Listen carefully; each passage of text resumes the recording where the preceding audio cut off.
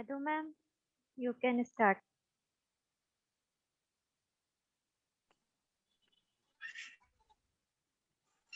Very good afternoon to you all. Myself, Professor Madhumeta Chakravarti, Assistant Professor, Civil Engineering Department, Sage University, Indore. On behalf of our department, I would like to welcome you all for the workshop on overview on analysis and design seismic resistant building, STATCO. I would like to welcome Mr. G. Shiva Ramireddy. Welcome, sir. Sir has completed his B.Tech in Civil Engineering in 2006 from VNR Wagner Jyoti Institute of Engineering and Technology, Bachupalli, Hyderabad. After a few years of experience in civil industry, and he joined the master's program in Osmania University, where he completed his post-graduation in structural engineering. He has he has an experience of about 14 plus years in the field of civil engineering, where he worked on review engineering of infra projects, high-rise and commercial buildings, multi-modal logistic hubs, PEB warehouses, marine structures, oil and gas, thermal power plants, cement plants for both green and brown fields. Besides above these all experiences, he has also significant exposure on construction and project management services.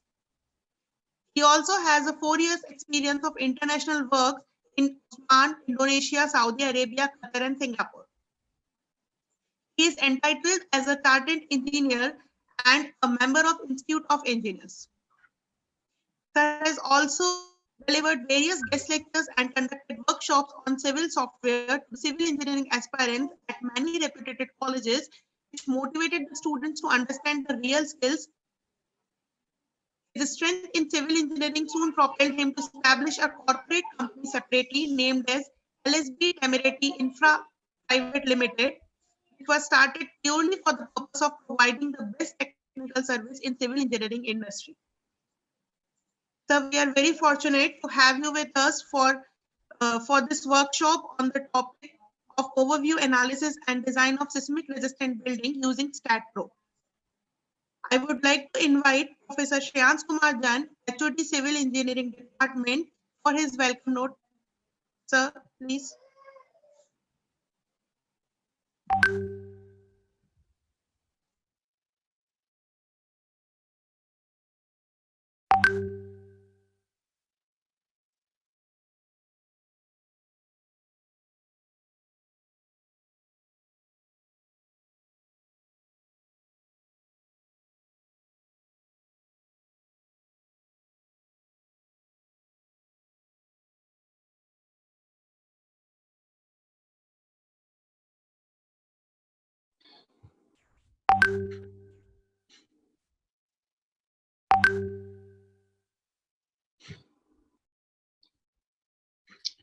Is sir there or not? Hello. Yes, sir. Are you Hello. Yes, sir, you are Okay. audible. Thank you, Madhu ma'am. Hello to everyone. I am Shreyans Kumar Jain, Head of the Department of Civil Engineering. A very good afternoon and warm welcome to one and all present here. Last year in 2020, when lockdown was imposed, one person opened up. He opened the door of knowledge to everyone. And I was one of the lucky person who attended a few trainings under him. And today, I got an opportunity to become even luckier. On behalf of SAGE and Civil Department, it is my pleasure to welcome Technocrat Guru, Mr. G. Shiva Rami Reddy. You are most welcome, sir.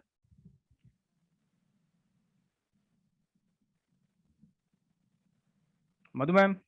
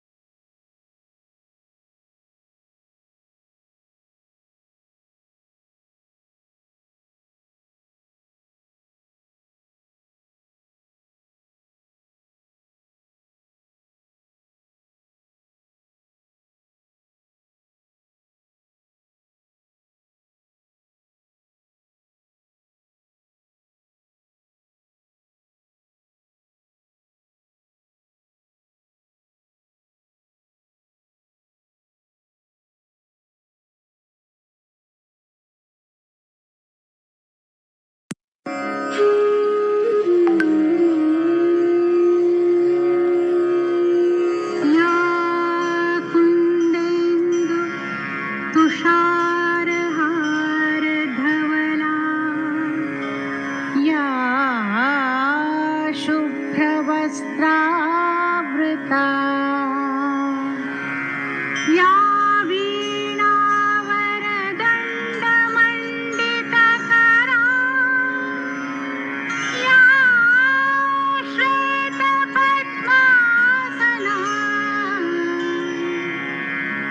या कुन्देन्दु तुषारहारधवला या शुभ्रवस्त्रावृता या वीणावरदण्डमण्डितकरा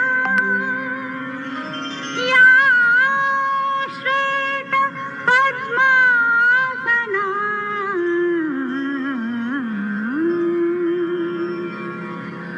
या ब्रह्माच्युतशङ्कर प्रभृतिभिर्देवैः सदा वन्दिता सा मां पातु Saraswati Saraswati Bhagwati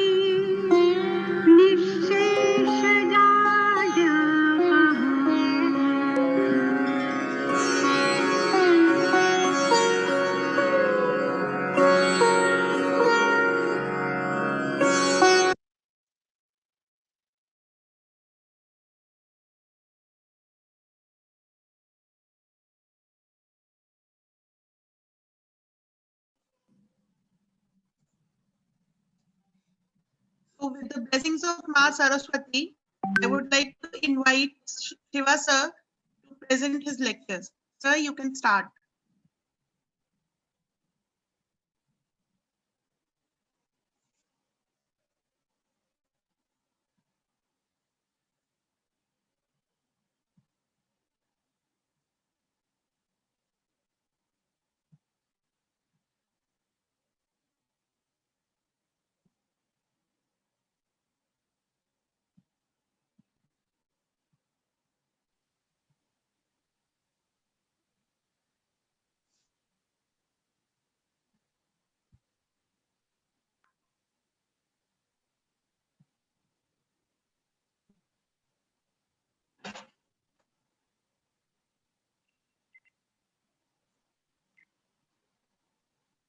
So Priya ma'am, sir can start.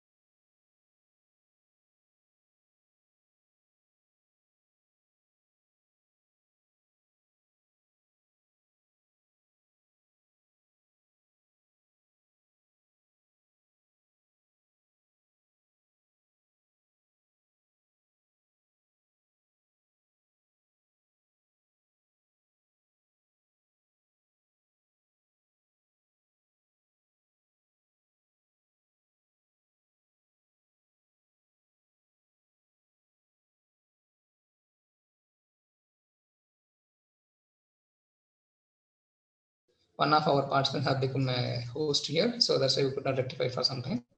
Now we are going to start our session. I also request everyone to confirm if I'm audible to everybody. Can you please confirm if I'm audible to everybody?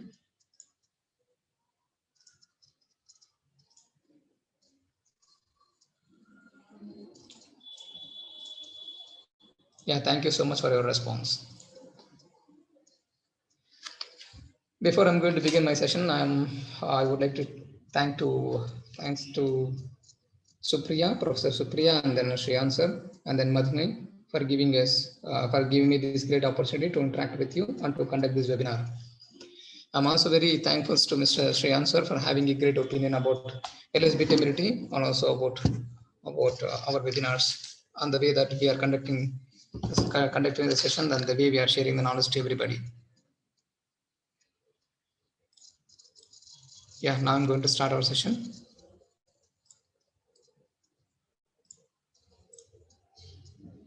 Thank you, Shreyan sir. Thank you so much for your great introduction and also great opinion. Yeah, let's start our session. Our session title name is Overview of Analysis and Design of Seismic Resistant Building using this STAAD.Pro software. And this is S plus 4 floors. S means still floors. And myself, Shivaram Reddy here. I'm from LSB Temerity Infra Private Limited. And this is regarding LSB Temerity. Anyway, we already have been introduced. Now, this is about myself. I'm having 15 years of experience. My experience is completely in the structural designs of RCs and steel structures. And I have gained experience on designing of buildings, bridges, marine structures, oil and gas, thermal power, and cement plants. I have 4 years of international work exposure. I work for Indonesia, Singapore, Oman, Qatar, and then Saudi Arabia. And they are the contents that we are going to discuss for today's session. Introduction to structural designs, design flowchart, reading of architectural drawings, columns and then beams arrangement, types of loads and calculations, short calculations, and introduction to earthquake and studying of earthquake forces acting on the structure. Keywords like base shear, zone factor, importance factor, response reduction factor, design based earthquake, maximum considered earthquake, time period, and then single degree of freedom system, multi-degree of freedom system, and then analysis of earthquake. So whatever analysis we have for analyzing the structure when earthquake is acting on the structure, that will be discussed in our today's session. So analysis of earthquake in static and then dynamic. And then finally, we will also discuss few things using this STAAD file. I think I'm audible to everybody.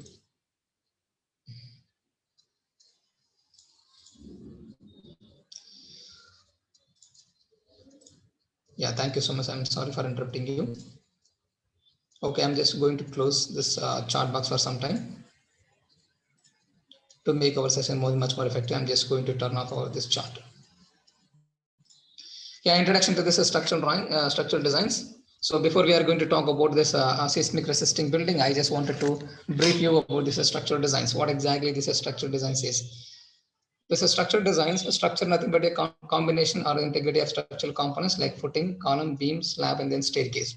So combination of all these structural components is called a structure, right?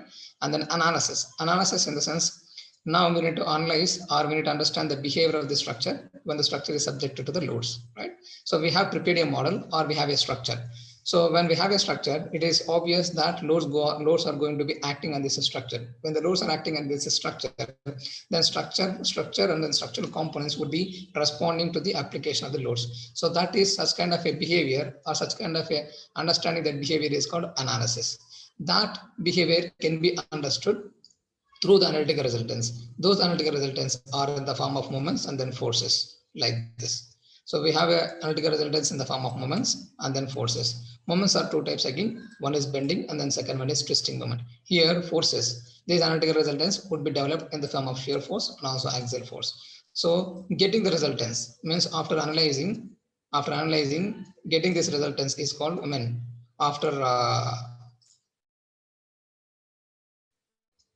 after we have analyzed this structure, we get all these resultants in the form of moments and then forces. Once we could get this moments and then forces, next step is we need to design it.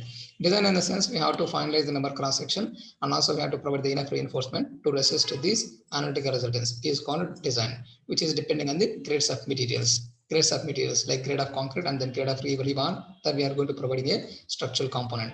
Size of the concrete component and the reinforcement that has to be provided in the structural component is depending on the analytical resultants and also grades of materials. So that is what a structural design means. So here we have a structural design flow chart. So design of a structure is depending design of a structure, which means we have to verify all these three criterion like stability criteria, strength criteria, serviceability criteria. Stability criteria in the sense first, a structure has to be stable, which means it has to satisfy the sliding and then overturning criteria. Sliding and then overturning criteria. Sliding and then overturning criteria are most governing cases for the structures which are supporting or which are resisting the horizontal forces. Especially example is dams and then retaining walls. In the case of the dams and the retaining walls, those structures are resisting or supporting this horizontal forces. Impact of the horizontal forces is very huge. That is why stability criteria is more important when we are designing the dams and retaining walls. The same thing when you are designing a RCC structure, we also have to verify the same stability criteria. But in the case of a RCC buildings, since it is a rigidly connected rigid frame, which is connected with the beams and then columns, it has enough stiffness in two directions, X direction and then Z directions. So in the case of a RCC structure, we have n number of columns which are connected and integratedly connected with the beams. So that is why the impact of the horizontal forces is anyway lesser in the case of the buildings. So impact of the horizontal force is lesser, and this structure is also having very huge stiffness. So that is why this stability criteria is not really a governing criteria during the design of this structure. That's why we usually do not notice verifying this stability criteria for designing a structure. And the second thing is strength criteria.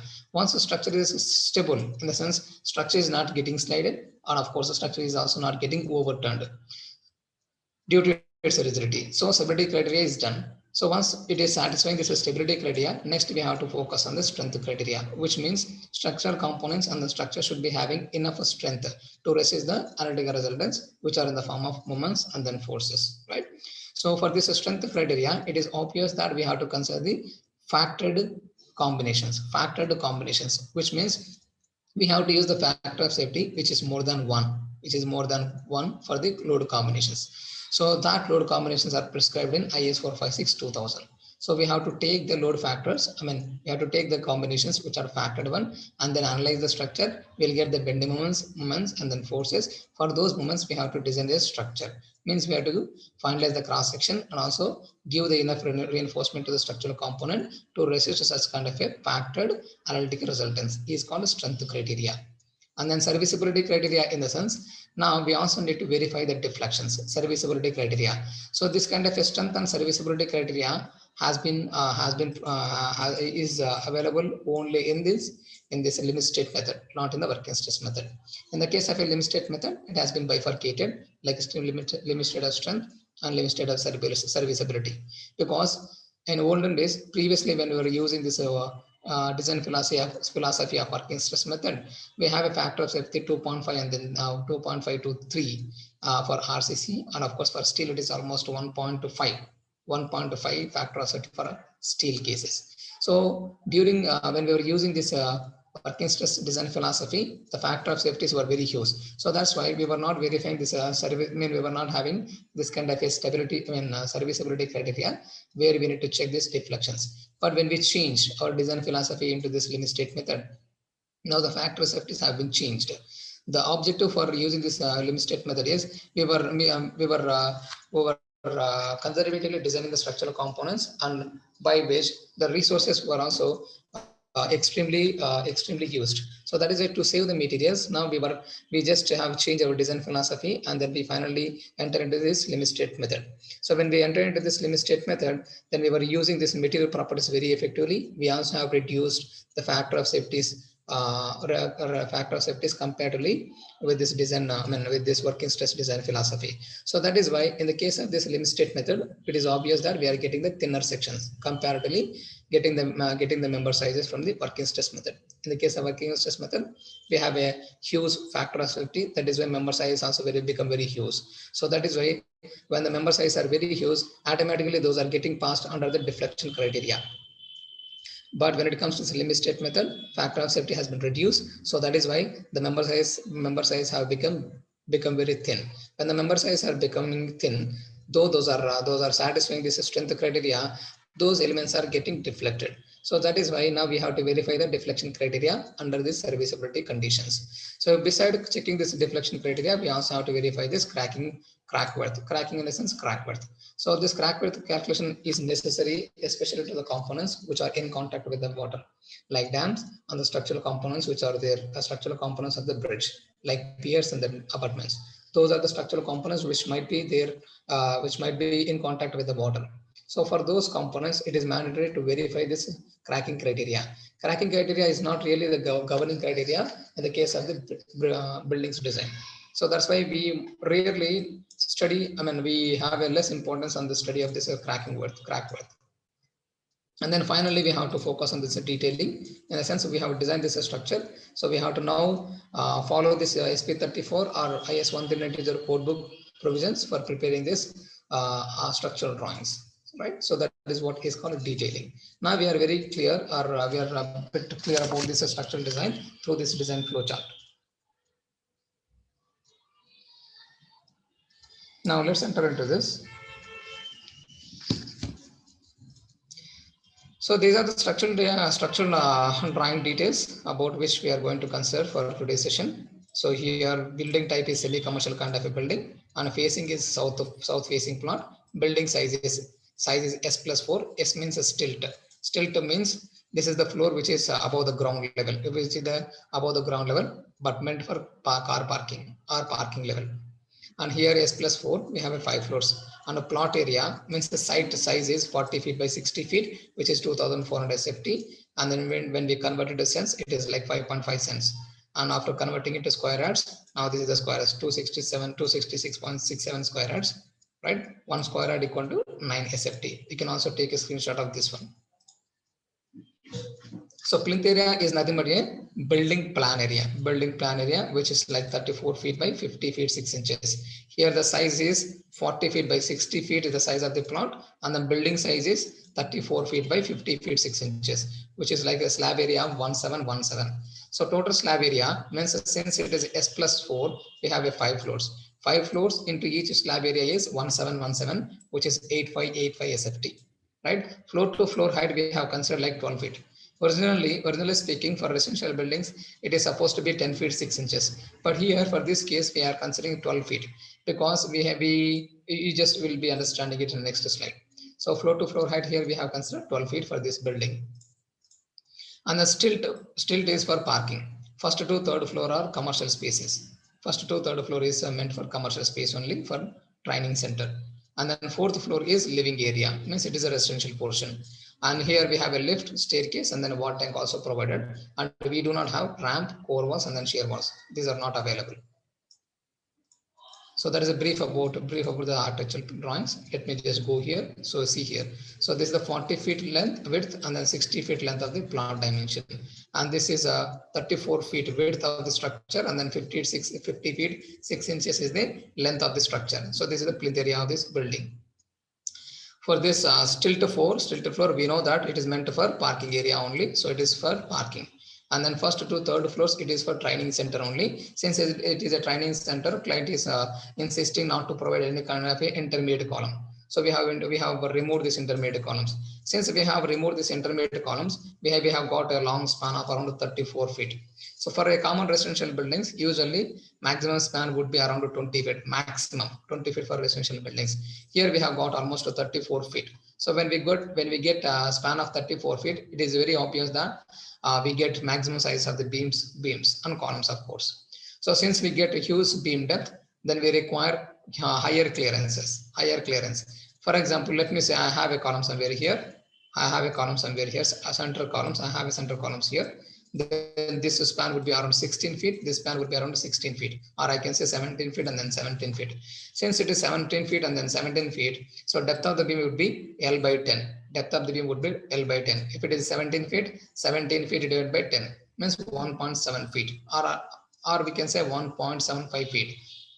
1.75 feet means 1 foot 9 inches. 1 foot 9 inches. But if I don't keep a column here, then this would be the span.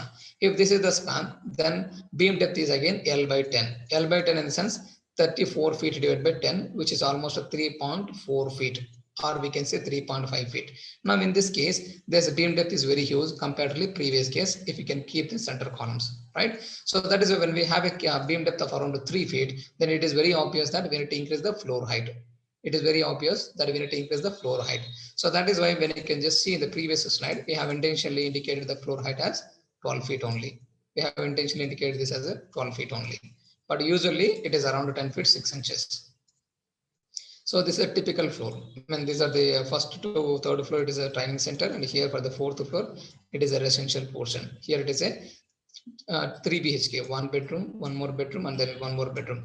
Living and the dining area here, kitchen is here, and these are the toilets. And this is the drawing area or entrance place. And this is a 6 feet wide corridor. And here we have a lift, and we also have staircase here. This is a very brief introduction about this architectural floor plans. So this is the elevation that we suggested. So this is the picture that we have given to the client, and these are the, in fact, the dimensions how we have to execute the elevation of the building. Like this is so and so 9 inches and 10 feet, and this is so and so type of material that has to be used here.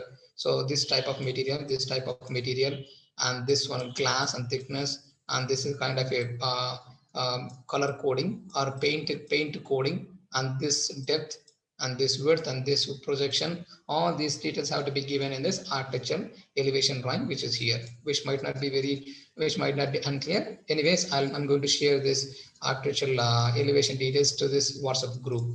So this is the picture that we have given to the client. I mean, we have suggested, and after construction, this is the elevation that we have got. This is the wonderful elevation that we have got. And these are all called elevation lights. We have provided this elevation lights also. Here we have suggested brown color, but later on when we are executing it, we felt keeping this white color would be the more pleasant. So we change this color. And here also we change this color to blue color ones, blue color glass. Finally, this is the shape that we have got after we have executed this structure. So here we have a greenery kind of a thing. So here we have this is a kind of a small plants, right? So this is the entrance. And finally, we have got it. So this is what we have captured this picture very recently, around 1.5 months back. Now we understand this architectural floor plans, and we also have gone to this minimum sizes and the plot dimensions, areas, and everything. Now the time for us to focus on the arrangement of the columns and the beams, and we just go to this thumb rules. And these are the thumb rules, or these are the points that we have to consider for fixing up the column positions or locations. Structure should be having this. I mean, all corners of the building or structure should have a columns.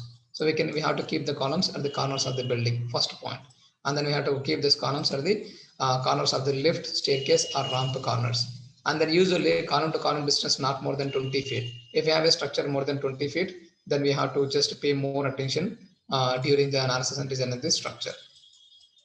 Intersection of the walls. Wherever we have intersections of the wall, it is suggested to keep the columns. And then where we have an expansion joint location. Expansion joint in the sense, if I have a RCC structure more than 45 meters, then it is suggested to have one expansion joint. So if I have an expansion joint, which means we need to just divide the buildings into 2 numbers, right?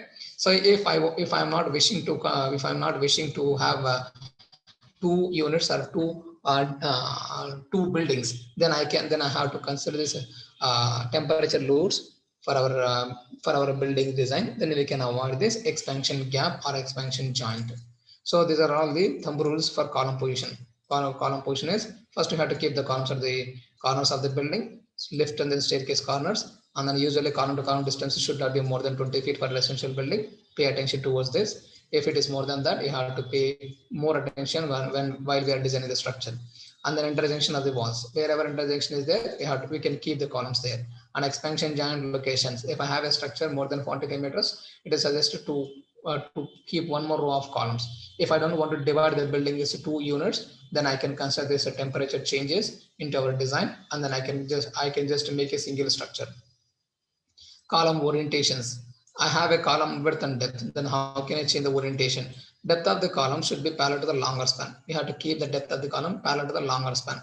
And depth of the column should be flushed with the walls for residential buildings. Usually, though the first statement is technically very true, most of the occasions, the client would be insisting us to keep the depth of the column getting flushed within the wall width. So this would be sometimes would have the more weightage than this one. Though technically it is correct, you need to change the orientation of the column, which is getting flushed with the external wall width. And then finally, now we can just take the beam depth. How can I take the beam depth? This is a thumb rule. You can take a beam depth by using this L by 10 or span by 10 thumb rule. And width of the beam is minimum equal to minimum width of the wall. So width of the wall is again depending on the width of the brick. Size of the brick. So size of the brick is 943, 9 inches, 4 inches, 3 inches. Since the size of the brick is 9 inches, so we'll have a 9 inches width of the wall, external wall.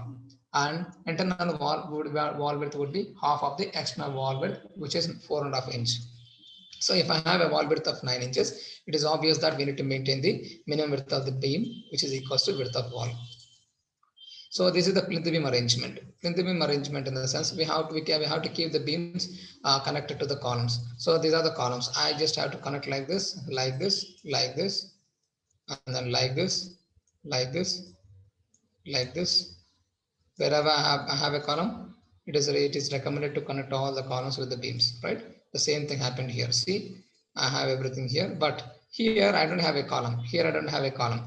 And one more thing is column should be connected with the 90 degrees, should be connected with the 90 degrees angle beams. In the sense, if I have a column here, this is connected this direction, this direction, that is fine. Here also, if I can just see this column is connected with this and this direction. But if I can just take this column, this is connected only in one direction, right? Only one direction. So other direction, effective length of the column would be increased. So that is why it is recommended to connect a beam. Even though we don't have a column here, we still need to connect like this. So that this is now broken. This column is now broken on one direction. So that is what is called laterally supported column. Laterally supported column. So that is why even here also we are connecting these columns in this direction. So this column will have a beam in this direction and connectivity in this direction also. Minimum we have to maintain like L shape or 7 shape or 90 degrees. Right? This is what the beam arrangement for this structure. So I follow the same thing for this training center also. So same thing, you can just, this is more or less the same, but only thing is in the case of the previous or plinth beam case, here we do not have any other secondary beams. We do not have any other secondary beams because at the plinth level, we would not be having any kind of a structural slab, no structural slab in the plinth level. So that is when there are no secondary beams, right? And of course, here we have an office building. In fact, there should be a beam here. We have provided one beam here. It is not shown here. Here I have a wall. So underneath the wall, I have to maintain one more beam. So in fact, it is constructed. So when I go to the next level, here you can just focus on the columns. Of course, sorry, beam positions. Even here also connecting all the column heads like this, like this, like this, like this, like this. Very similarly, this way, and then this way, and then this way. Right? It is connected, and I can keep one more. So how about the remaining places? Remaining place, though there are no columns and though there are no walls, still we are dividing by introducing this as secondary beams, because this slab panel size would become very huge. This slab panel size would also become very huge. So that is why we just have divided. This plan has been divided. This panel has been divided into two. I'm continuing the same like this, again like this, right? Very similarly, this beam divided into two somewhere here. So we will just let's divide this, and we can divide like this. We also will divide like this, and we can divide this panel into two. Right now, this panel size is reduced. This panel size is reduced. This one is reduced. This one is reduced. If we can just reduce the panel size, then the thickness of the slab which is requiring would also be reduced. Like 5 inches, we can continue it. If we don't keep this kind of a secondary beams here, if we don't keep this kind of a secondary beams here, then for example, if I can keep if I don't keep like this, and I have to keep the reinforcement like this, edges, right? I can keep the reinforcement edges like this, even here also, right? I can keep the extra steel here. And this middle portion, we are not having any kind of a negative reinforcement or support reinforcement.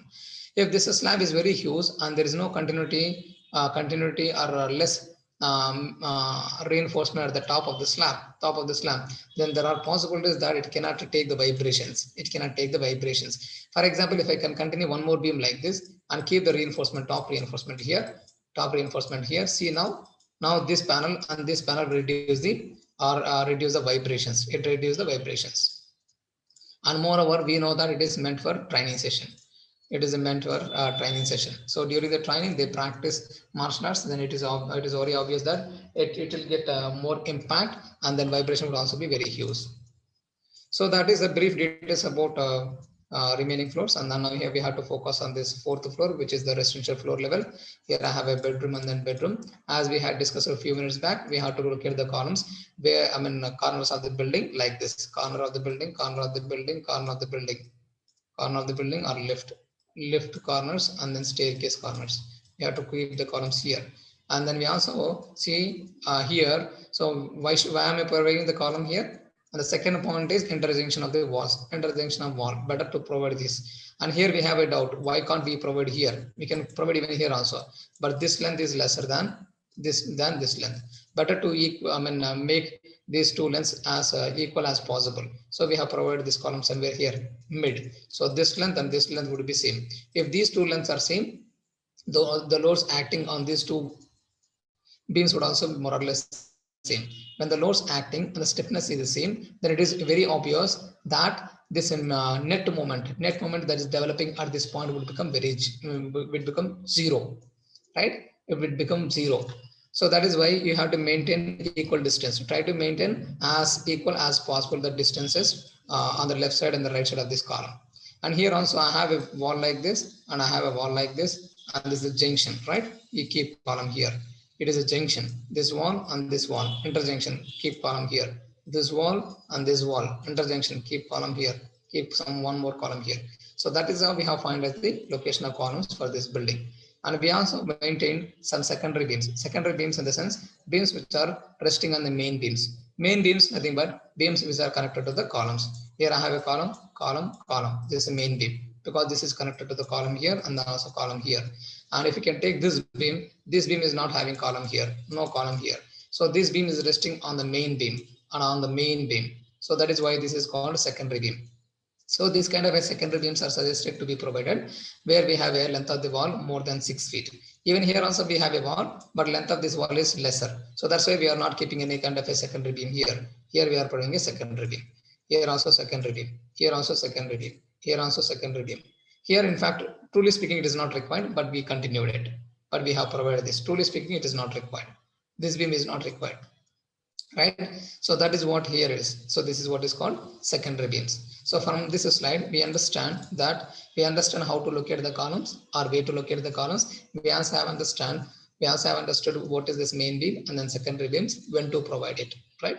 So from the previous slides, we could understand the parking levels, how to provide this plinth beam or beam arrangement, and the next first to third floors that is meant for the same function requirement like training center.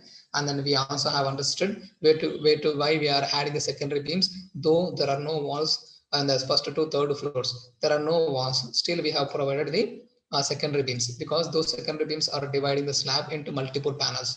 When we have a slab panel size of more than 13 feet by 16 feet, then obviously it requires a slab thickness more than 5 inches. Or we can say slab thickness becomes slightly higher. So to avoid such kind, if the slab thickness is slightly higher, it is obvious that dead weight of the structure is now increased. Dead weight of the structure is increased. Moreover, it allows the vibrations, or it generates the vibrations. So that is why we have to just decrease the slab panel sizes by introducing the secondary beams, though there are no walls provided in the floor plans or floors. So that is what we have discussed so far from the previous slides. Now this is the elevation. So let us say this is the stilt level meant for parking, first floor, second floor, third floor, fourth floor, and this is the headroom for the staircase and then lift. And this is the portion which is below the ground level, so foundation level. And here for the first slab, second slab, third slab, and fourth slab. So these slab or beam arrangement is very same. Beam arrangement is very same. That's why we have indicated with the this one, this kind of a color. Here, since at this floor we have a residential portion, we have a different beam arrangement. That's why we have indicated with the dotted line here, which means we are trying to convey that the beam arrangement here is different, and the beam arrangement for the remaining floors is very same. So that's why it is in this light blue color. Same beam arrangement, same beam arrangement, same beam arrangement, even in the terrace also. So that is what it is indicating. So plinth level or ground level would be referred to 0, 0 level, and below the ground level it is referred to minus. It is minus 6 feet. Above the ground level it is positive. As we know, floor to floor height is 12 feet. So it is 12 feet, 24 feet, 36 feet, and then again 48 feet, and then 60 feet is the elevation or height. Every floor height is 12, 12, 12, 12, 12. And here for staircase, it is not really required.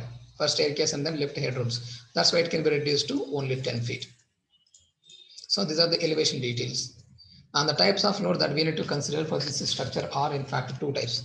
Means for any kind of a structure, we have to consider only two types. The one is dead loads, or sorry, gravity loads we can say. Gravity loads means loads which are acting downwards, like dead loads, live load, and then snow load. So these loading conditions can be verified from this IS code books. IS 875 part 1, part 2, and then part 4. Lateral loads, nothing but the loads which are acting in the horizontal directions. So let me say I have a structure like this, right? And the dead loads and live loads would be acting downwards. So since these two loads are acting downwards, this is called a gravity load. And the loads which are acting in the horizontal directions like this on the surface of the structure, or maybe in this direction, this loads is called lateral loads. So usually these lateral loads are wind loads and then seismic loads. So estimation of these loads or application of these loads can be studied from this code book, IS 875 part 3. And the seismic load can be verified from IS 1893 2016. 16 is the latest code book. And the temperature loads we have to consider when we have a structure length more than 45 meters. Expansion joint to be provided for every not more than 45 meters for RCC structures. For steel structures, that would be different again, which is again depending on the bracing system and then the unbraced system, and also stiffness of the columns. That is for steel structures. And we know that we have only two types of the loads, like gravity and then lateral loads. Now under the gravity loads, we have a dead loads and live loads. Now we need to know the calculation of those dead loads and then live loads, that we can see in the next slides. See here, dead loads in the sense, whatever the structural components that we are making into our STAAD or ETABS model, automatically those structural components weight or self weight would be calculated by the STAAD itself. The remaining components, it can be a structural component or non-structural component. Structural component example is slab. Slab we don't prepare in our STAAD model. When we are not preparing this structural component like RCC slab, not in our STAAD model, then we have to estimate the weight of that slab manually and apply that load on a structure appropriately, right? So that's why we must need to know the densities. So density of concrete must be known. Density of brick wall is also must be known. Brick wall is in fact a non-structural component. It is not rigidly or integratedly connected to the structural components like RCC column and then beam, or beam and then slab. So these are integratedly connected each other by having a steel with the development length from one element to another element. In the case of a brick wall, it is a non-structural component. So it is non-structural component, and of course we are not going to make a model. We are not going to prepare a brick wall in our STAAD model. Since it is not being prepared in the STAAD model, we have to estimate the weights of this brick wall loads manually and apply them accordingly and appropriately on our STAAD model. So that's why you must be knowing this is density of RCC and then also density of brick wall. So if you can just see self weight, since we are preparing these columns and beams in the STAAD Pro, automatically by using this self weight command, load will be calculated by the STAAD only.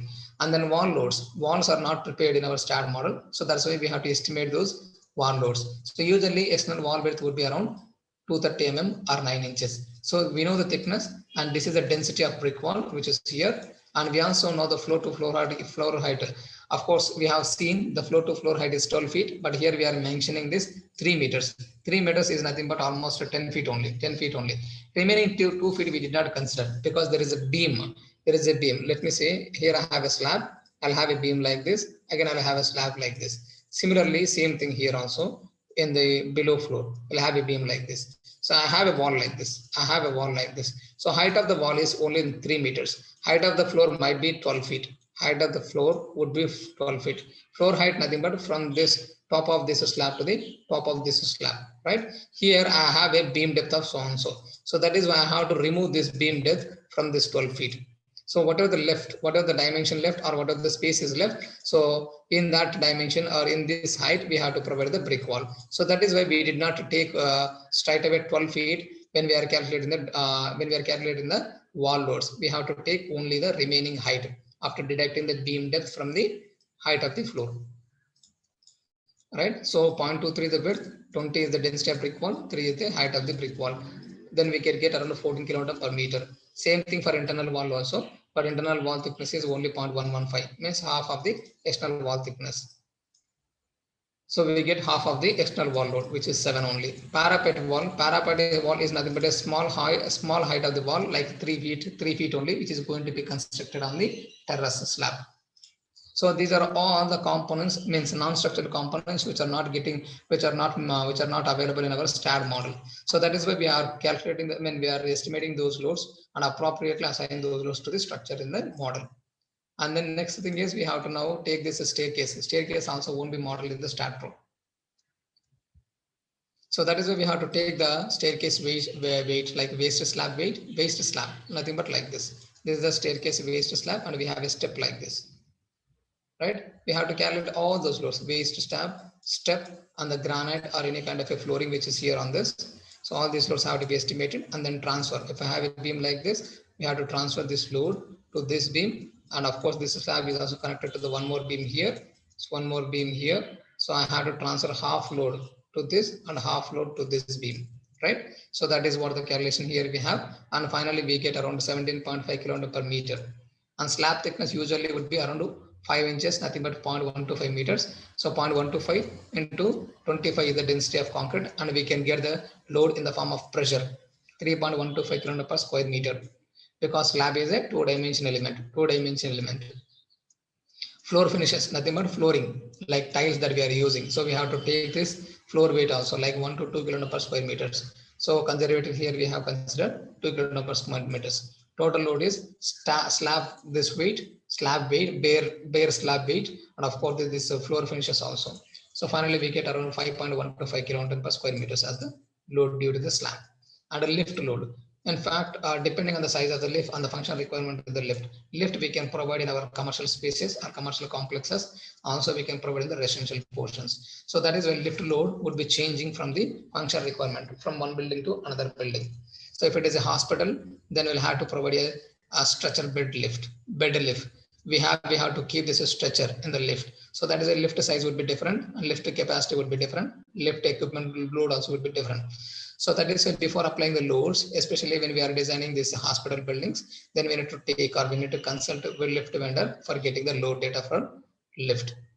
And then water tank load. So water tank load usually 10 kN per square meters would be sufficient, which is going to be in fact applied on the staircase, top headroom staircase. So next we have live loads. We have studied about the dead load, which is a part of gravity load. Now we are studying about the live loads. So live loads, there is a code book like IS 875 part 2 need to be verified or referred for getting the live loads. For typical floors, live load is 3 kN per square meters. 2 kN is nothing but 200 kgs. 200 kgs load for 1 square meters, which is in fact not really practical, but still it is conservative side. So that is why the same statement also has been mentioned in the code book, that the gravity loads that are suggested or that are mentioned in the code book are slightly higher than the loads that we can expect, which are happening in actual condition. In actual conditions, the loads acting on the structure will be very lesser than the prescribed values mentioned in the code books. But it is not the same case in the case of earthquake. In the case of the earthquake, those are in fact the guidelines given in the code book based on the previous earthquake which are happened in different areas. So that is why whenever we get a kind of a huge earthquake, which definitely teaches a lesson. So then we will be changing the codal provisions, and we will much more focus on the properties of the material, and we will change our guidelines. So here I'm trying to emphasize that the earthquake forces or the guidelines that are given in the code book are not on the conservative side. Those are in fact the guidelines, and we are also believing that that would be trying to minimize the damage. It doesn't mean that the structure would not be damaged. Definitely structure would be damaged, but with the minimum damage, not the structure getting collapsed. In case, for example, we have a structure located maybe in the seismic zone 4 or 5. So those structures located in the seismic zone on 4 and 5 might get collapsed, maybe due to this earthquake, which might due to one of the earthquake happened. Then what we have to do is, it doesn't mean that even though we have considered each and every parameter from the code book is applied to the structure and executed according to that, still there are possibilities that those get collapsed. So that is depending on the intensity of the earthquake. So here I'm trying to emphasize that the codal provisions given an earthquake, especially for the earthquake criteria, are guidelines. It doesn't mean that earthquake intensity would not be more than the earthquake intensity that are mentioned in the code books. So that is why for different types of the structures, there are different types of the code books for the earthquake. For example, if I am designing a structure like buildings, then I need to refer IS 1893-2002 or 1893-2016 recent code book. But the same code book, earthquake code book, is not applicable when I am designing this bridge piers, like railway bridges and then highway bridges. There are again different code books. Why? Because the guidelines that are given in IS 1893-2002 or 2016 is applicable for only buildings, because the function requirement of the building and then location of the building would be different from the function requirement and the behavior of the other structures like bridge piers, railway bridges and the highway bridges. So that is why there are some changes. There are some changes in the guidelines of the earthquake when we are designing this bridges. So we have to verify this by using this seismometer. We have to verify the local conditions of the ground, and then we also have to understand the ground vibrations and then ground behavior or soil profile. According to that, we have to just make a earthquake graph, and then we can take the values from the calculation, not directly from the code books, when we are designing or considering the when we are designing these bridges structures. So here for staircase, for terrace staircase, this load is different. For terrace, this load is different. For commercial building, this load is different. Since we have very less time, I'm just making it bit fast. Yes, finally we entered our interesting topic like earthquake. Earth, nothing but a ground. Quake, nothing but vibration. So ground is getting vibrated. What if ground is getting vibrated? So definition here is why it is getting vibrated. Let me say there are sudden movements of faults or plates. Let me say, so this is the point within this earth crust. So we have a kind of a rock here. Let us say there is a stiff or there is a kind of a rock here. So this rock is in fact supporting a massive amount of soil which is acting on it. So this rock, due to its properties like elasticity, for some period this might be able to resist this kind of a huge or massive amount of soil weight on it. So over a period of time, due to creep in the sense load is constant, but the material or the element which is resisting these loads would lose its strength. Right. So I have a kind of a rock here, and there is a massive amount of soil which is acting on it, and over a period of time it would not be able to resist anymore. So before it is getting failed, the total amount of the load, soil weight or load which is acting on it is stored within this rock due to its elastic properties. Right. Once it is not able to furtherly resist this kind of a load, then automatically it breaks down.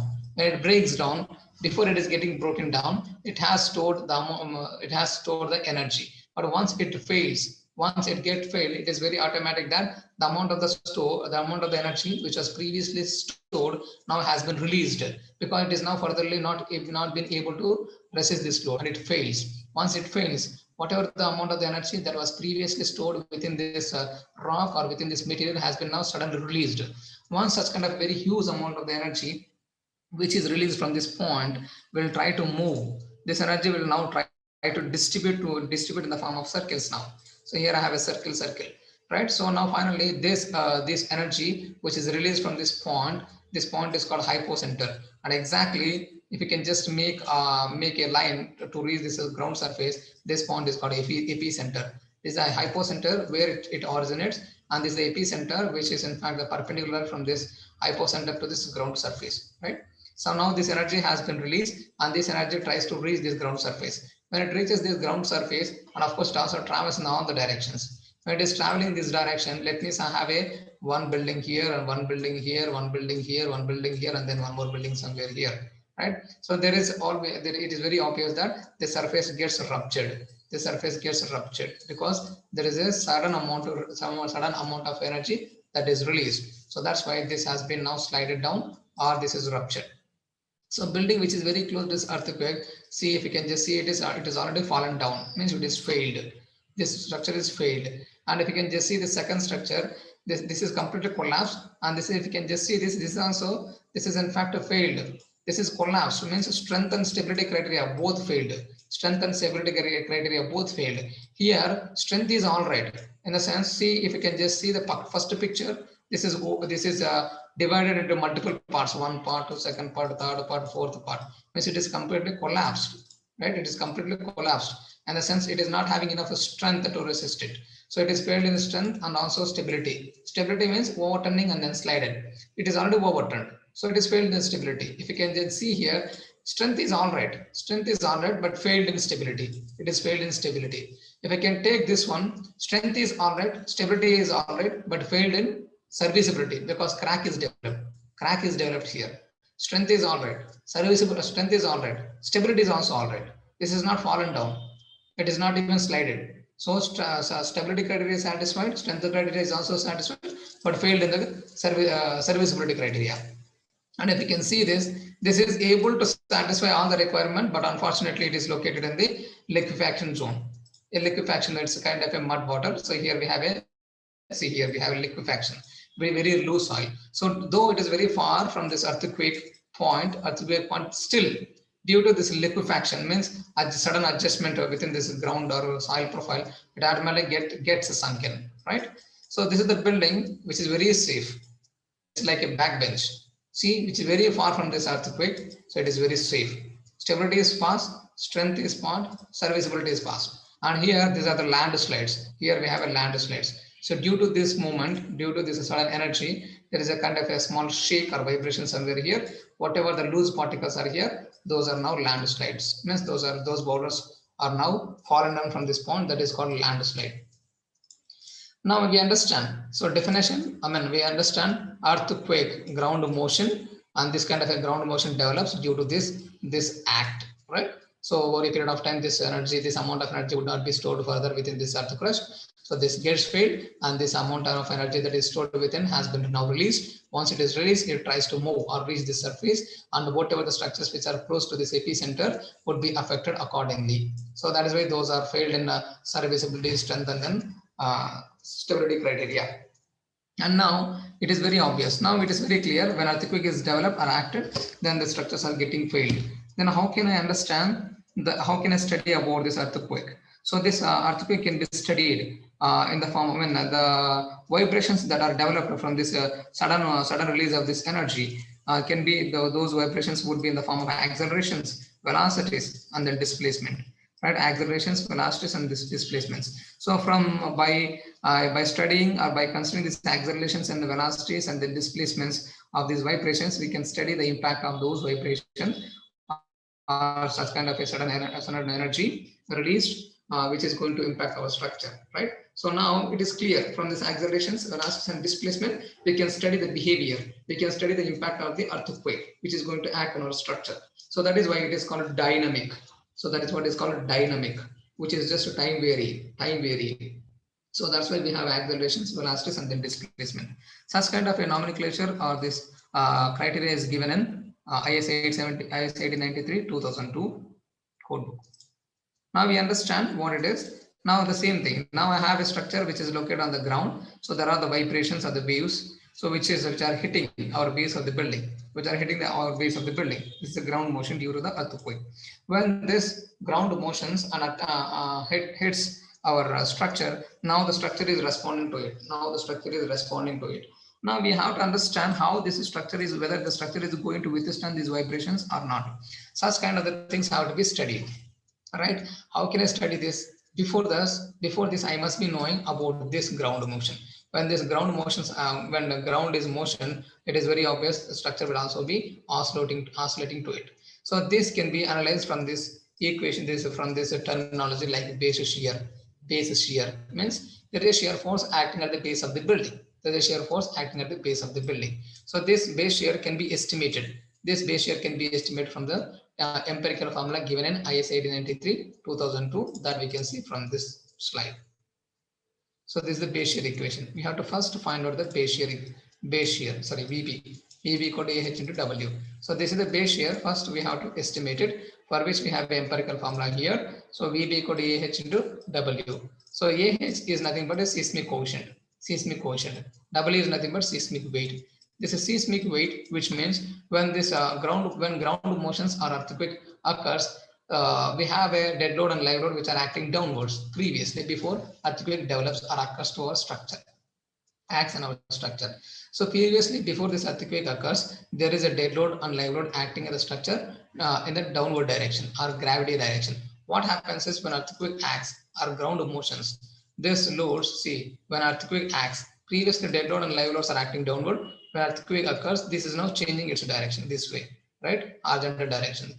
So now there are the horizontal forces acting on this structure. So these horizontal forces can be estimated from this base shear using this empirical formula. And once we get this base shear, now this base shear is nothing but sum of all these forces. At the different levels, right? We don't directly get these horizontal forces. However, first we will get the only base shear based on the empirical formula. Once you can get this base shear, now this force has to be equilaterally distributed to the different floors here, and then here, based on again the empirical formula which is recommended in the whole book. Now what I'm trying to convey here is when ground motions, we will be finding out the base shear based on the empirical equation. Once I get this base shear will be distributed in the form of lateral forces to the structure. Now I will study the behavior of this structure. Now I can study the behavior of this structure. This method is called static method. And this is the terminology about the earthquake. Like base shear we must know, horizontal acceleration coefficient we must know, like zone factor, importance factor, response reduction factor, SCA by G values, time period, so on. So lateral strength, stiffness, ductility, YMRF, SMRF, regular, irregular buildings, single degree of freedom system, and then multi-degree freedom system. Right? Now we understand what is base shear is. Base shear is the shear force that is acting at the base of the building, which can be estimated from the empirical formula.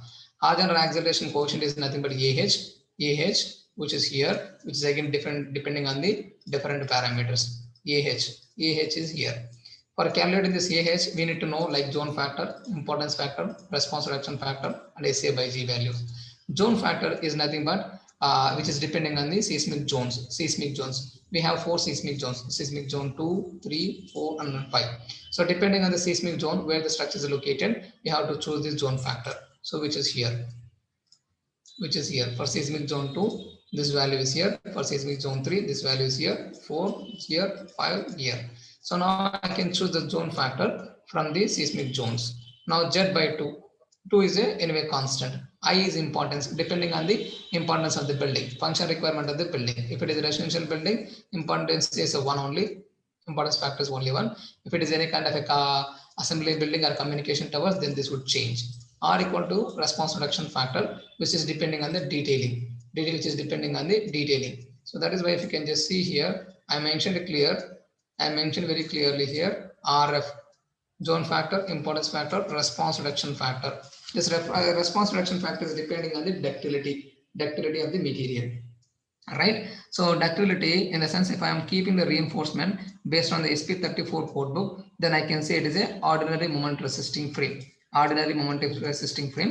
I can consider this RF or response reduction factor like 3, and SMRF in the sense special moment resisting frame, in the sense the reinforcement detailing like spacing and the diameters and additional reinforcement that we need to provide.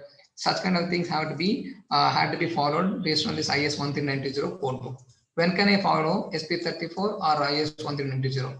So IS 1390 has to be followed when our structure is located in the seismic zone more than 3. If the structure is located seismic zone more than or equal to 3, it is mandatory to follow this code book. Otherwise, you can follow this code book. If you follow this code book, RF value is this. If you follow this code book, this, which is depending on the seismic zones. Now we are clear about this one also. SA by G is again acceleration coefficient, which is depending on the time period and also ground conditions. Time period and then ground conditions. I think it is somewhere here. Yeah, which is depending on the ground condition. Ground condition in the sense where it is a poor soil or hard soil like this. So this has to be, this can be estimated from the time period and also this one. Time period in the ground condition or ground profile. So fundamental time period here means, let me say I have a lumped mass like this, I have a structure like this. Fundamental time period is nothing but, for example, ground is now getting vibrated. Previously, before earthquake attacks, this is in the stable condition or rest condition. When this earthquake or ground motions, it is obvious that it tries to oscillate this way, and of course this way also, oscillate this way, right? Now let me say, before this earthquake attacks, it was here. Let me say it was at the point number 1. Now it moves to the point number 2. I can get back to this point number 3. I can get back to this point number 4. I can get back to this point number 5. Means the amount of time that is required to travel from point 1 to point 1 to 5. Means from here to here, here to here, here to here, and then here to here. The lumped mass, which takes the amount of time to travel from rest position to again rest position in the sense completing only one oscillation. If it is just oscillates for 10 times, don't take the time for 10 times. It is for only one oscillation. So from here to here, here to here, here to here, here to here. So that is the amount of time that that is the time called fundamental time period. Because all these kind of parameters are required for assessing this earthquake effect on our structure. So now we know this lateral strength and then stiffness. Lateral strength and stiffness and then ductility. Lateral strength is nothing but this kind of columns are now connected with the beams this way, right? Now we have to estimate the lateral strength of this integrated elements like columns and then beams. Strength in the sense which is depending on the grades of materials and then cross section. Stiffness means which is depending on the cross section alone. Strength gives us, when stiffness would be controlling the deflection, strength would be providing the strength is giving this. I mean, strength is nothing but it is a kind of a property of a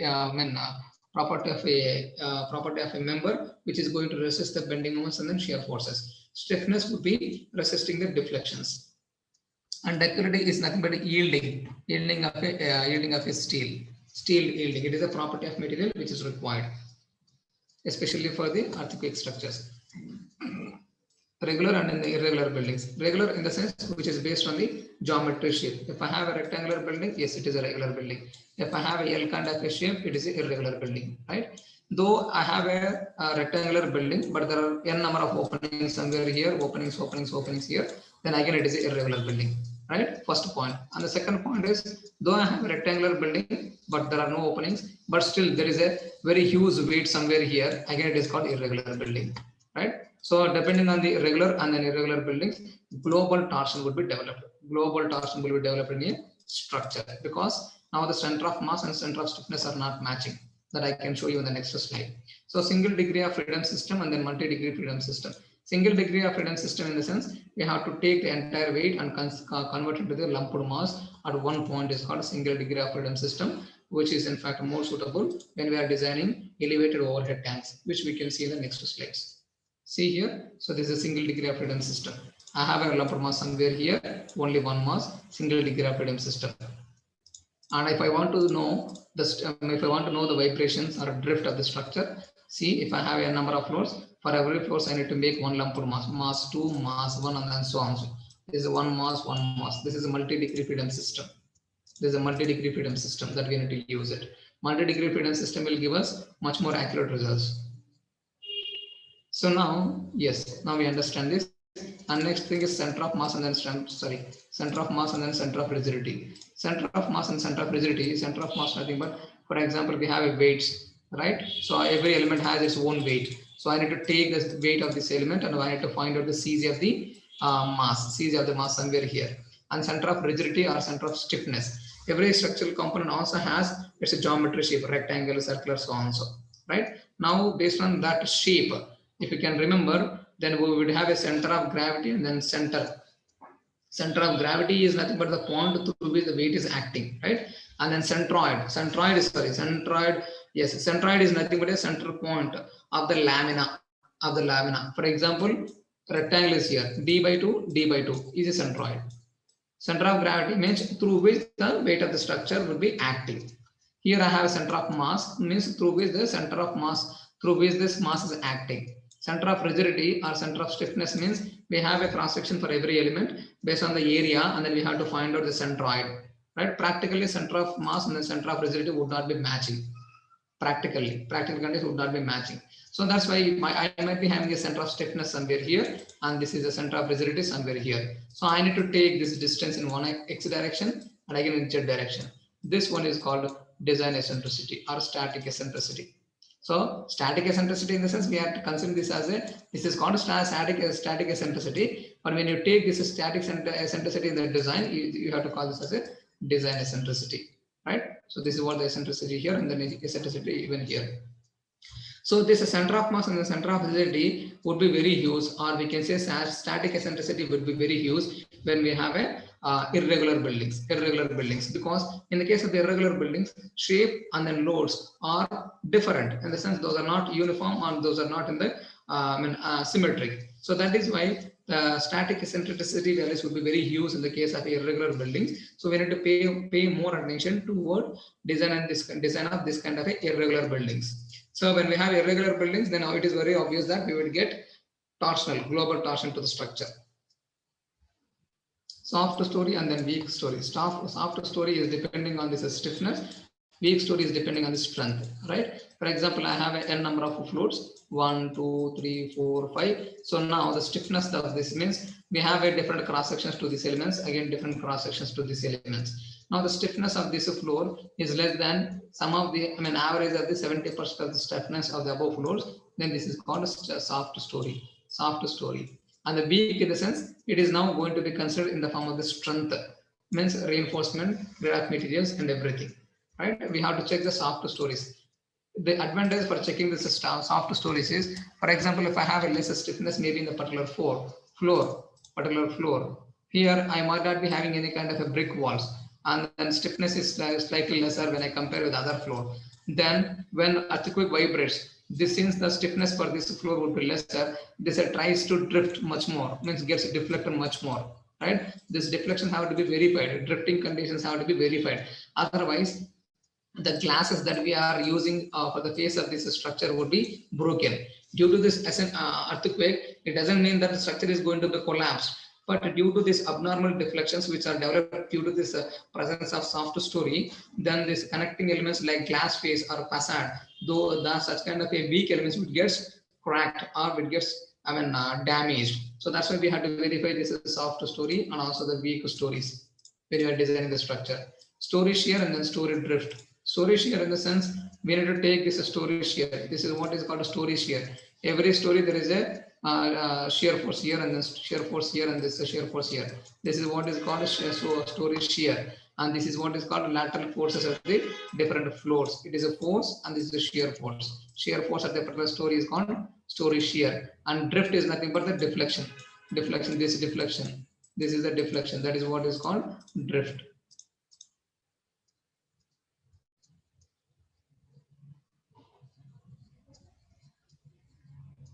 Yeah, that is what is called a drift here, right? This is done. Diaphragm is nothing but, in the case of RCC buildings, we also have a slab. We also have a slab here. So if I have a slab, this also gives enough lateral stiffness to this structure. Unfortunately, most of the structure here would be ignoring it. It's not, in fact, unfortunate, but on conservative side, the effect or lateral stiffness due to this slab is ignored. During the design of a superstructure or a frame structure. So diaphragm is nothing but I have a beam here, and then beam here, right? I also have a column, some columns here. Right? It is also having a slab. Here. So when we are designing this structure, and most of us would have already noticed that we would not be preparing a slab in our STAAD model. We have not provided a slab in our STAAD model. But due to the presence of the slab, in practical condition, it is obvious that this slab presence would also be giving enough stiffness to this structure, which is now going to be neglected. So diaphragm, in the sense, we have to take the presence of this slab, so that this lateral stiffnesses, lateral deflections or drift can also be controlled, by the presence of this diaphragm. Means we have to consider this diaphragmic action of the slab, so that this horizontal deflections or drift can be reduced during earthquake. So P delta effect in the sense, P and delta. P is the vertical force and then delta is the horizontal deflection. So this is the P, or the force which is acting, but due to this horizontal forces, this P is now going to act somewhere here due to the deflection. So this is the P and this is the delta, means horizontal deflection. So P delta, you need to take this P and also multiply with this delta, which would be in fact a additional or secondary moment. Additional moments or secondary moments. These kind of due to this horizontal forces, or due to this wind, or due to this earthquake, this building is getting deflected. When the building is getting deflected, it is obvious that the loads also moving from one end to another end, in the sense slightly getting deflected, which is depending on the magnitude of the deflection. So when we have a deflection or delta, then I need to multiply the load acting on it and multiply with this delta value or deflected values to get the secondary moments. Such kind of a P delta analysis also has to be carried out or has to be considered when we are designing the high-rise structures. If it is a like low-rise structure, 3 floors, 4 floors, 10 floors buildings, the impact of the secondary moments would not be really much governing. And now we understand what is this earthquake, and then we also have gone through this important terminology or this parameters which are there for the earthquake. Now, what is the kind of a method or analysis methods that we have? Similarly, the way we have this analysis methods for gravity loads analysis, like matrix methods, like stiffness method, and then flexible methods, stiffness and then flexibility methods. And we also have like column analogy methods, and we also have like Canis method, and then moment distribution method. These are all analysis methods by which we can estimate, or we can find out the bending moments and then shear forces. Very similarly, we also have different types of the analysis methods for assessing the analytical resultants which are developed due to the earthquake, which is again depending on the methods of analysis is depending on the material based and then force based. Material based and then force based. Material based in the sense how we are considering the effect or property of the material. Means whether we are considering the property of the material like within the elastic limit, or we are crossing, we are just entering into the inelastic. So if it is a elastic in the sense, we are just considering the property of material like within the elastic limit. So that is what is called linear, right? Within the elastic limit, it is very obvious the stress is proportional to strain, which means linear, right? So when it goes to an inelastic stage, then it becomes a non-linear. Means what is the limit that we are considering, or we are considering into our analysis is more important when we are designing the structure. If you are considering only linear, means elastic limit only, then when you are considering only elastic limit, it is a linear. When you are crossing elastic limit, then it is called non-linear. Force-based method means earthquake is acting on a structure. Now there are two ways in our assumption. What is the way? What are those two ways? The first way is you can consider the earthquake forces which are acting on this structure are constant. Let me say I have a structure here and I have an earthquake, ground motions here. So our observation is we are just considering, we are calculating this base shear and we are converting this base shear into equivalent lateral forces, and these forces are constantly acting on this structure. So it is now force based, right? It is a force based. How we are assuming our force, earthquake force? We are assuming that earthquake force is constantly acting on a structure. Then that is what is called a static method. If we are considering this ground effect or this earthquake force like a dynamic, which changes with the time, means it hits the building and then it goes. So this building gets vibrated. So before 1 second there was no earthquake, maybe after 1 or 2 seconds again there is no earthquake, but this building will still be responding to this ground impact or ground motion impact. So that is the second assumption.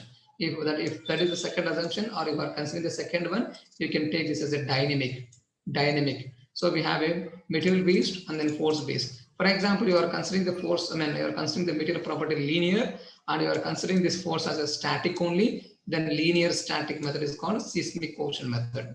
And if you are considering this linear only, means you are taking the property of material within the elastic limit, which is linear, but you are assuming the force like a dynamic force. Linear dynamic is called response spectrum method.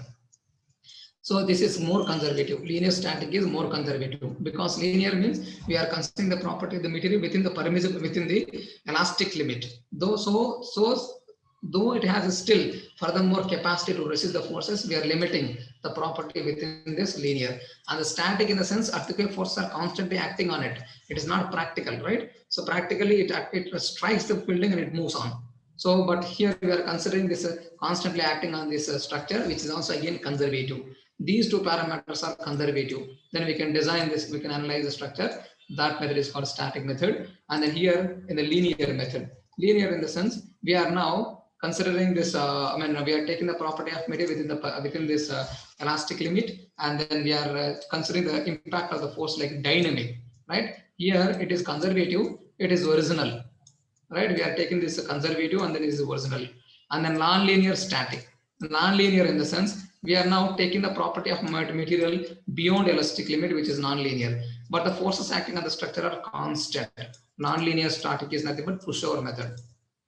And then finally, we have one more method like dynamic, non-linear, and then dynamic. Non-linear in the sense we are going beyond this elastic limit. We are also taking the original effect of this seismic force on our structure, which is dynamic. So this method is an accurate method which gives us the actual behavior of the structure, which is affected due to this earthquake, right? So depending on the importance and some function requirement, we have to, in fact, we can choose these methods, and then finally we can design this structure accordingly.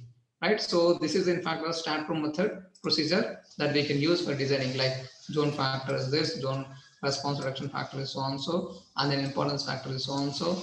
SS means a type of the soil which is required to estimate this fundamental time period. And the structure type means what kind of a structure it is, whether it is a RCC or steel. Because unless until you give this kind of a parameters in the StatPro, Stat would not be able to analyze this structure for earthquake forces. And there is also one more point like damping coefficient. Damping coefficient is a 5% for RCC structures and 2% for the steel structures. Damping coefficient is nothing but a property of a material which reduces or which dissipates the vibration of the structure. Vibration of the structure. Let me say to make you understand well. So I can say I have RCC structure. I have RCC structure here, and of course this is also having brick infills. Brick infills. When earthquake occurs, so let me say 100 times it gets vibrated. Out of 100 times, like a better example here is you can take a blade. You can take a blade and hit on one edge. It just vibrates and finally it goes to the rest position. So how it went to the rest position? The majority of the vibrations which are developed in this structure or the blade will be transferred to the ground or to the finger, right? Vibrations which are developed in the blade will be finally transmitted to the fingers which are holding it, right? And the remaining and partially few of the vibrations will be nullified by the property of the blade itself or by the property of the building itself. So that internal friction, the property which makes a kind of internal friction, and due to this internal friction itself, some of the vibrations get nullified without transferring those vibrations impact to the ground. So that is what is called a damping coefficient, which is like 5%. Means if this building makes 100 vibrations, out of 100 vibrations, 5 vibrations would be controlled by the building itself. 95% of the vibrations would be transferred from one element to another element, finally to the ground. Similar to the steel structure. Since a steel structure will have a kind of a moment connections and then moment connections and then shear connections, the bonding, the connectivity between element to element in the case of the steel structure would be delicate compared to the RCC structures. So that is why in this case, this damping coefficient is like lesser. And this is the method that we need to follow to apply this, to convert these loads into these weights to get this kind of a seismic base shear, right? This is the procedure. If I have, can you please take a screenshot of this? I believe this would be useful to you. And of course, unless until you use this procedure in our StatPro, you would not be understanding this. It is just I just wanted to show you this slide. How can we apply this seismic weight calculations in the StatPro? And finally, once we could finalize the dead loads, live load, and everything, and this is the point where we need to analyze this structure for the load cases and then the combinations. And here are the load combinations we have. Right? We have analysis and then design, and then analysis and design. This is how we can prepare. This is the final file that we get it from this stat. An application of loads on StatPro. I can show you this as StatPro file to you.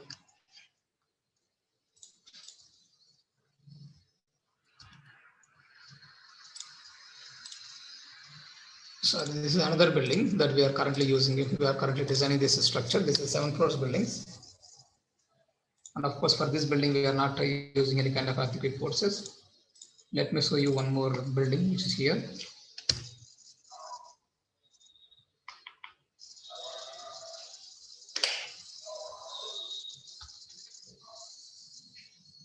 I'm going to end my session in hardly in 5 minutes.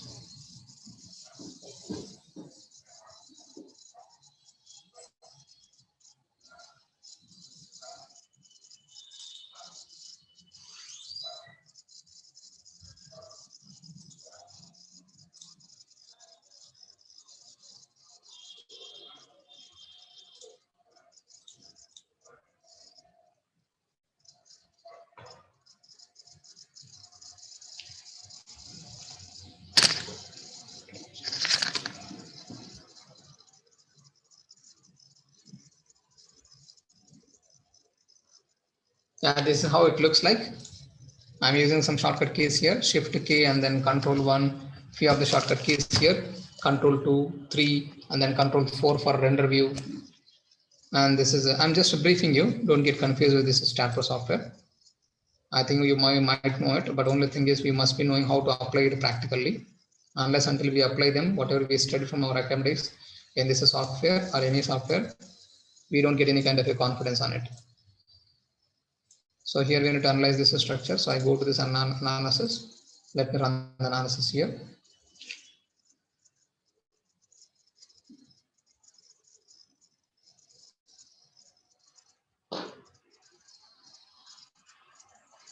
Yeah, it is done.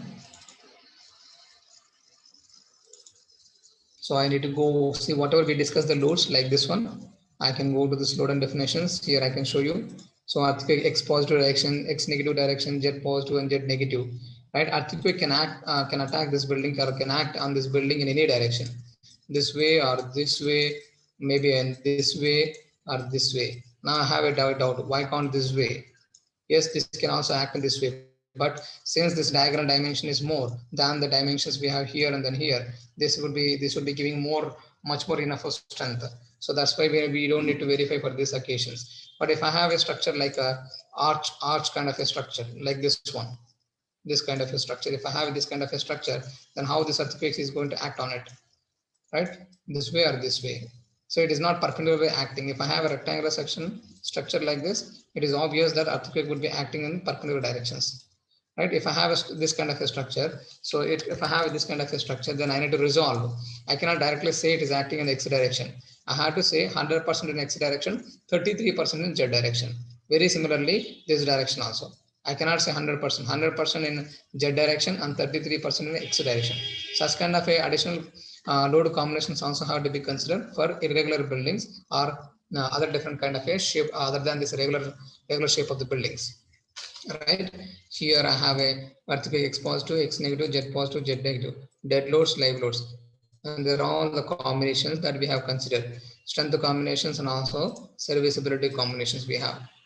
Sorry, we have only strength combination here. So they're the combinations. And whatever we have discussed, like earthquake forces we have applied here. Let me just show you. See, these are the lateral forces acting on it. See, these are all the lateral forces that are acting on this structure. So this is the same with the picture that we have shown here. See.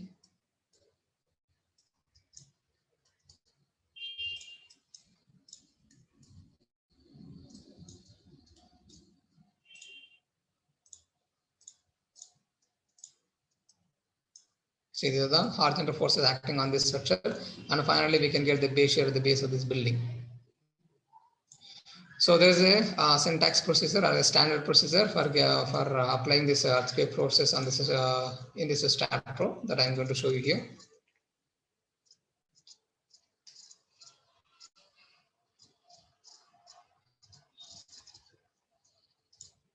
So here we have to keep all these seismic conditions or seismic definition.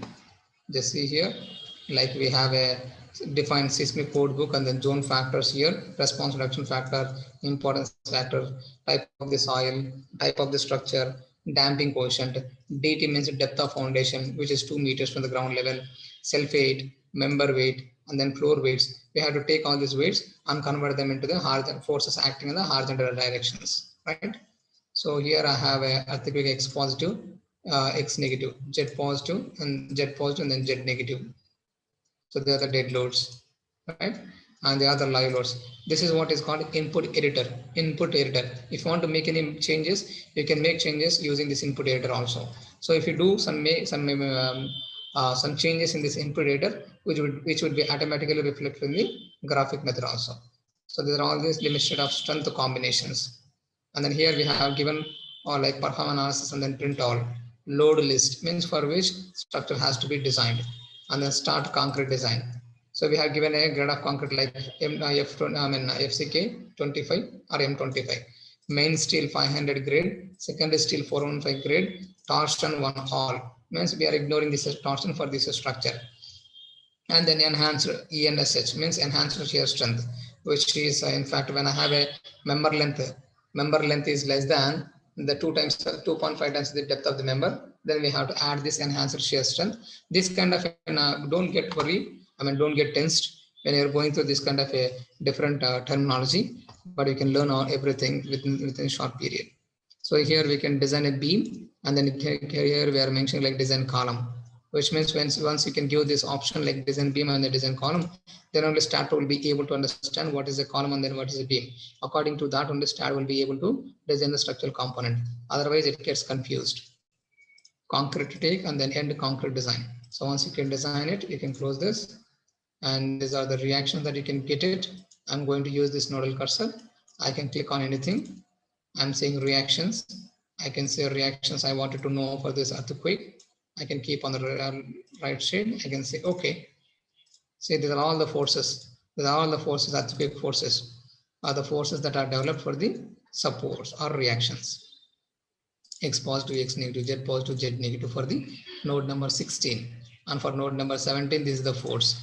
So once you get these reactions, based on these reactions, we have to now design the foundation, right? So this is in fact, this whatever we have now discussed in one session, in fact, requires at least 10 days, 7 to 10 days it requires to learn everything, this kind of a thing.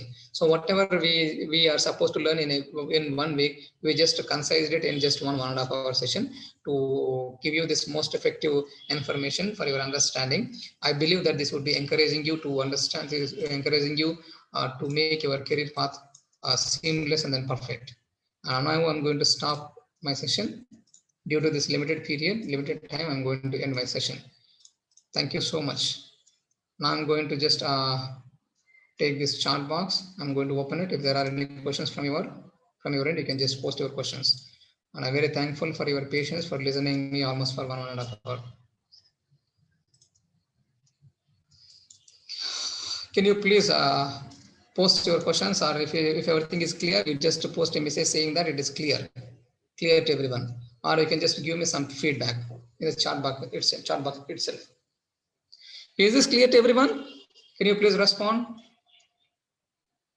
It is a kind of a quick session. See, we have in fact covered very basic level to very advanced level. Understanding from this architectural drawings to the extent of getting the reactions which we have got for the earthquake conditions also. The content that we have learned, especially on earthquake, in fact, we need to refer many books, and then we also have to just recollect our experience, and then only we'll be able to interpret these results. So we did everything in just 1.5 hour time. And I believe strongly that you could follow me up and you could understand this. Can you all please respond on this? Thank you so much. I can show you, Fanindra, I can show you SA by G values. Any more questions are very clear? As usual, very clear. Thank you, Rajshekhar Retkala.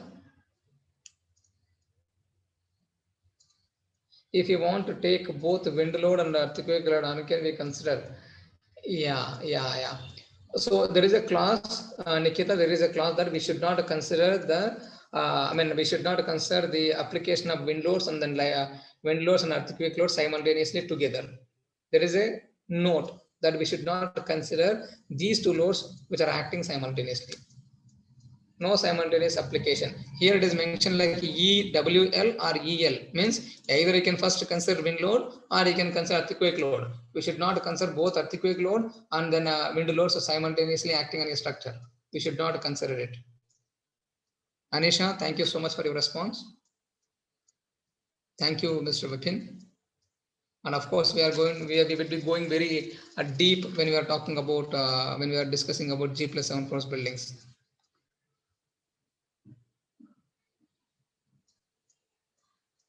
For circular shape of the building, you have to consider both directions, X direction, Z direction, simultaneously. 100% X, 33% in Z, 100% in Z, and 33% in X. Very truly speaking, sometimes we need to take the earthquake forces in vertical direction also. Can we design a slab in the Strat Pro? Very truly speaking, we can design, but it is not recommended to design this. To design the slab in the Strat Pro, because slab will be designed only for the gravity loads. Slab would not be designed for resisting the horizontal forces. If you can just recollect what we have studied from this design of RCC subjects, we would have designed the slab only for the dead loads and live load, not for the earthquake loads or horizontal loads. So that's why we don't need to use this software for designing this slab. We have to use the software where we need to design the structural component for multiple number of load combinations, like 1.5 times dead plus live, and then dead plus earthquake X positive, dead plus earthquake X negative. When we need to design or when we need to analyze a structural component for n number of load combinations, since there are repetitive requirement for analyzing this frame, then we have to use this software. But in the case of the slab design, we'll just take only dead load and live load, no wind loads and no earthquake loads. So better design them only manually. Do not depend on the softwares. Professor Supriya has sent you this feedback link. I request everyone to post your feedback through this link. Nikita is saying, what will be the variations in Strat Pro if we consider different methods of analysis? Yes, we can verify it. What we do is we have to in fact design a structure for the both analysis, in the sense for dynamic analysis and also for the static analysis, and whatever is the governing analysis that has to be considered during the design of this structure. And you can also consider as our project work topic to verify the results for different methods of analysis. Linear static method and dynamic method, or also you can take like linear and then non-linear methods. You can just research on it. The impact of these earthquake loads are significant for how many floors of buildings. It is depending on the regularity and irregularity of the building, and the building seismic zones, and also type of the material, whether it is RCC structure or steel structure, also depending on the size of the structure. If it is a length and breadth is lesser, then the stiffness of this structure would be lesser, then impact would be higher. So that is why we cannot directly say the significance or application of the loads. It is purely depending on the various factors like seismic zones, the type of material that we are using, and then whether it is a regular building or irregular building. So that's why we have to design for all the cases. Any words from anyone, please? And there is a Fanindra has posted a question regarding this SA by G value. Yes, Fanindra, just give me a minute of time.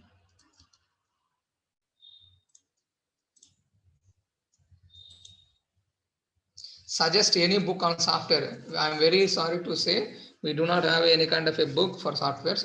There might be some tutorials, but I strongly believe the tutorials that we are referring is for gaining the knowledge on uses of the software. But we must be knowing the results, how we are getting and what are the results that we are getting, and we have to correlate with the manual correlation. That comes purely from the learning from an experienced person, or until you work as a structural engineer, you cannot get the originality of the software. Until then, we believe that we know everything about the software, but very truly speaking, when we are given with this architecture drawing, we don't dare to design the structure, even though we are done with our highest qualification. Trust me, it is a fact. Though it is a kind of a bitter statement, it is a fact.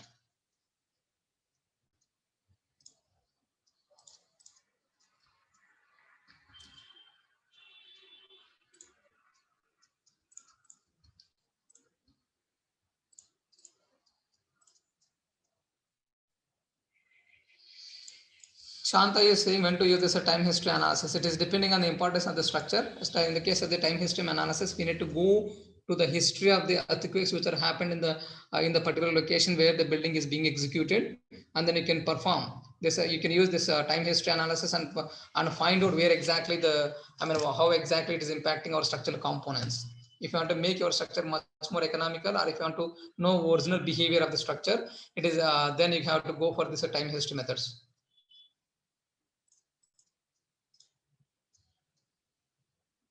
It is obvious, Nikita. Base shear decreases from ground floor to first and higher floors. Yes, you are correct. Shear force is nothing but sum of all the forces. So shear force is nothing but sum of all the forces. No? So base shear nothing but the shear force acting at the base of the building, which is sum of all the lateral forces acting on the superstructure. So that is why it is obvious that the shear force would be reduced when it goes to top floors. Yes, I'm sorry. I think Phanindra posted a question regarding SVSA by G.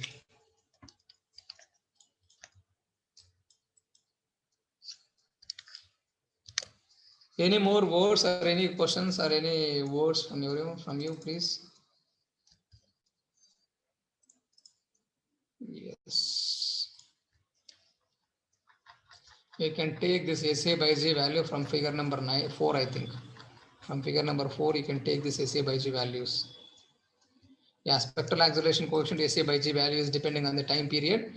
So can you, Mr. Phanindra, can you please pay attention? Here we have a time period, and it is also depending on the ground condition, type of the soil. See here, you can take this SA by G value, which is spectral acceleration coefficient depending on the time period and also depending on the type of the soil.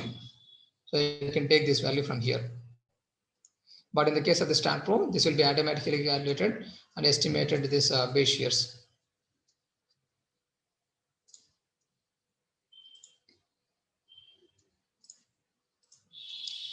Any questions from anyone or any words, or I sincerely request everyone to fill up this feedback. I also request you to spare your valuable time to write this feedback so that we can just make our sessions much more effective, and we also make our audience to utilize their time very effectively and to understand the subject perfectly.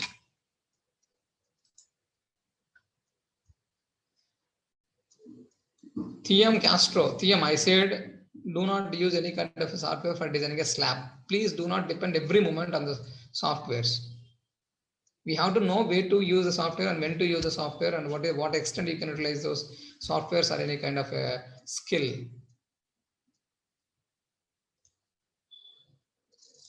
One second, please. I request everyone to stay back.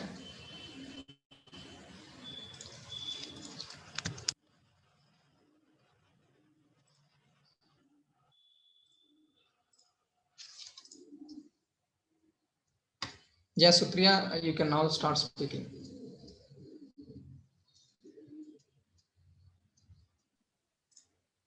And this is, sir, one more question in chat box. Yeah, please, 1 second. Nikita, damp coefficient, how can we predict damp coefficients? We do not predict it. We do not require to predict it. It is a property of the material that would be automatically given in the StatPro. Like damping coefficient like 0.05. It has to be given when we are defining the seismic loads in the StatPro, which is a constant. 5% is a constant damping coefficients. So this is in fact, this is arrived based on this we can say practical, based on this experimental, based on this experimental analysis, it has been concluded this damping coefficient is 5% only. That we need to give to the StatPro when we are defining the seismic loads, in it.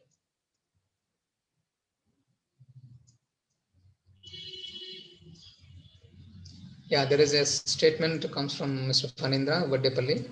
I thank the Sage University for conducting this session on seismic resistance by C. Ram Reddy sir. Before this session, I do not have any idea on seismic resistance, but now I got an interest to learn seismic resistance. Thanks a lot. Thank you so much for your statement, Mr. Phanindra. We are always there. Sage University and LSB Temerity always supporting every participant, every aspirant to learn this civil and structural engineering. I am also very thankful to Sage University for conducting such kind of webinars.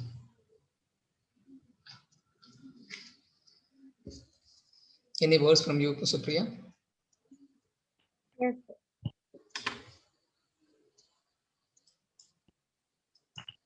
Thank you so much, sir.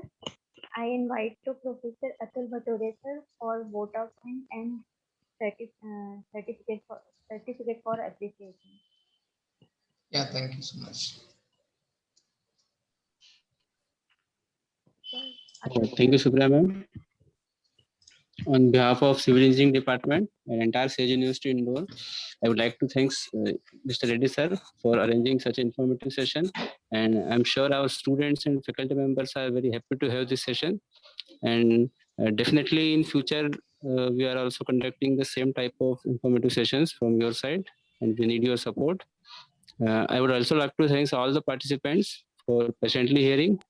Here, a small token of love, a certificate of appreciation from the Sage University Indore. Kindly accept this, sir. Thank you very sir. much. Yeah, thank you so much for providing this certificate, sir. Thank you, sir. thank you so much, sir. Thank you, Supriya. Thank you so much.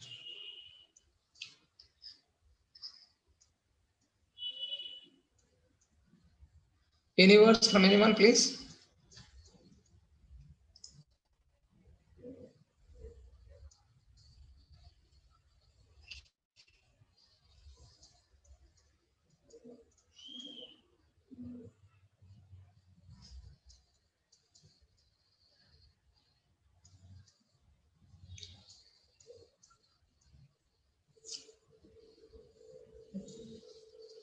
No, sir.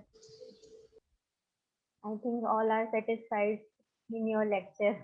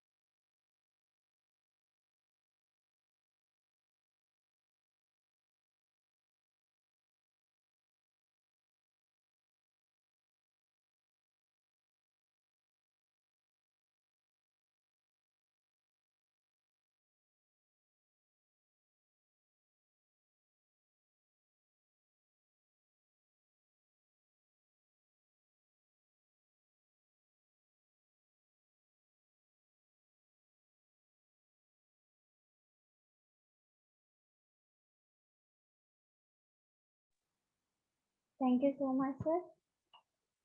We are in meeting.